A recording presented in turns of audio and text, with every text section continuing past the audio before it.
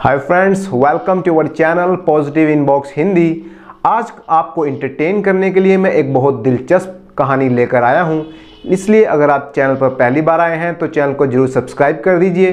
तो चलिए शुरू करते हैं हमारी आज की कहानी।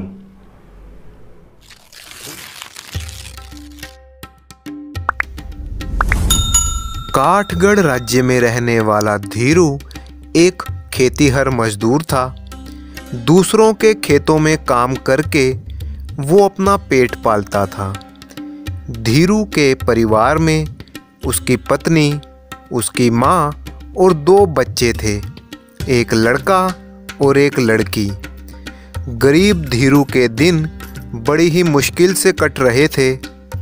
धीरू अक्सर सोचा करता था कि अगर उसके पास कोई ज़मीन का छोटा सा टुकड़ा भी होता तो वो उस पर अपनी खुद की मेहनत से खेती करता और अपनी खुद की कमाई करता, ना कि यूं गुलामों की तरह दूसरों के खेतों में मजदूरी करता। परंतु सच तो यही था कि धीरू दूसरे के खेतों में ही काम करता था। एक दिन गांव में एक मुनादी करने वाला आया। वो मुनादी वाला काठगढ़ के राजा ने भेजा था। मुनादी वाला चिल्ला चिल्ला कर बोल रहा था, सुनो सुनो सुनो सभी गांव वाले, राजा का ऐलान है कि जो भी आदमी राजा को कहानी सुनाकर सुला देगा उसे इनाम में 1000 सोने के सिक्के दिए जाएंगे। दरअसल राजा को नींद न आने की बीमारी हो गई थी।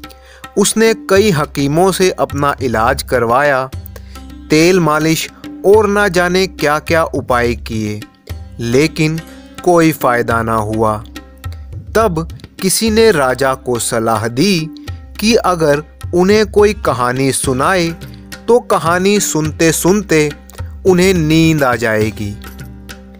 ये सुनकर राजा ने मुनादी करवा दी कि जो भी उन्हें कहानी सुनाकर सुला देगा उसे इनाम दिया जाएगा। मुनादी की ये बात धीरू के कानों में भी पहुंची और बाकी गांव वालों तक भी पहुंच गई। इनाम के लालच में कई लोग दूर दूर से आए और राजा को कहानी सुनाने लगे। किसी ने 8 कहानियाँ सुनाई, किसी ने 10 कहानियाँ, परंतु कोई भी सफल नहीं हो पाया। धीरू ने सोचा क्यों ना वो भी एक कोशिश करके देख ले, लेकिन उसे कोई भी कहानी आती ही कहाँ थी। धीरू अपनी माँ के पास गया उनसे सलाह मशवरा करने के लिए। माँ ने धीरू को एक कहानी सुनाई और कहा, ठीक यही कहानी तुम राजा को सुनाना और बिल्कुल वैसा ही करना जैसा मैंने कहा है। धीरू सीधा पहुंच गया राजा के महल में और बोला, महाराज, मैं आज रात को आपको ऐसी कहानी सुनाऊंगा कि आपको नींद आ जाएगी, लेकिन शर्त ये है कि आपको कहानी सुनते सुनते कहकर हुंकारा भरना होगा। राजा ने अपनी सहमति दे दी। धीरू ने रात को कहानी सुनाना शुरू किया। वो बोला, जब मेरे बाप के बाप के बाप जिंदा थे तब मेरे बाप के बाप के बाप जंगल घूमने गए। उस जंगल में 1000 पेड़ थे।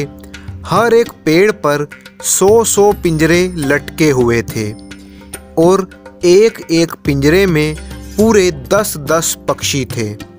राजा हुंकारे भरता हुआ कहता है, फिर क्या हुआ? धीरू ने कहा, मेरे बाप के बाप ने सोचा क्यों ना इन पक्षियों को आज़ाद करके कुछ पुण्य कमा लिया जाए। फिर उन्होंने एक पिंजरा खोला और एक पक्षी को उड़ा दिया, फुर्र। फिर दूसरा पक्षी उड़ा दिया, फुर्र।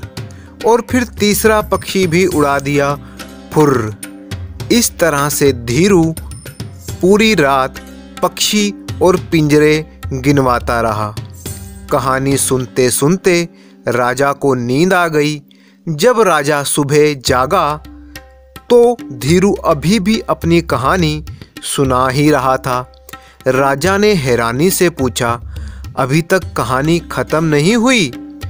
तब धीरू बोला, हुजूर, अभी तो 500 पिंजरे बाकी हैं। धीरू की चतुराई देखकर राजा खिलखिलाकर हंस पड़ा और उन्होंने धीरू को 1000 सोने के सिक्के भी दिए। इस तरह से धीरू ने अपनी चतुराई से इतना धन अर्जित कर लिया। अब उसने उस धन से एक बड़ा सा खेत का टुकड़ा भी खरीद लिया जिस पर वो खुद मेहनत करता था। अब उसे दूसरों के खेतों में मजदूरी नहीं करनी पड़ती थी और इस तरह से धीरू की जिंदगी खुशहाली से बीतने लगी। दोस्तों, इसी तरह की इंटरेस्टिंग स्टोरीज सुनने के लिए चैनल को सब्सक्राइब कर लीजिए, वीडियो को लाइक ज़रूर करिएगा और कमेंट बॉक्स में हमें बताएं कि आपको ये वीडियो कैसा लगा। इसी तरह की एक इंटरेस्टिंग कहानी आपकी मोबाइल स्क्रीन पर दिखाई दे रही है। अगर आप उसे सुनना चाहते हैं तो उसको टच करें और कहानी का आनंद लें। आपका कीमती समय देने के लिए बहुत बहुत धन्यवाद।